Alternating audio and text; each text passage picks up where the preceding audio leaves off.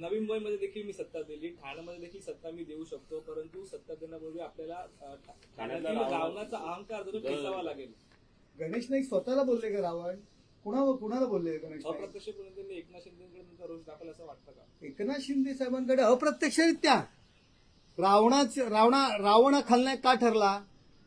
त्यांनी दुसऱ्यांच्या बायका पळवल्या, सीतामाईला त्यांनी अपहरण करून त्यांच्या लंकेत घेऊन गेले, म्हणून रावण खलनायक ठरला ना.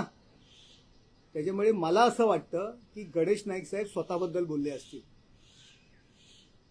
शिंदे साहेबांबद्दल नसतील बोलले. कारण रावणाच्या पावलावर पाऊल ठेवून कोण चाललंय हे अख्ख्या जगाला माहिती आहे. त्याच्यामुळे आम्हाला आता जास्त बोलायला लावू नका. रावण कोण आणि राम कोण? रावणामध्ये जे असलेले गुण आहेत ते कुणात आहेत हे अख्ख्या जगाला माहिती आहे.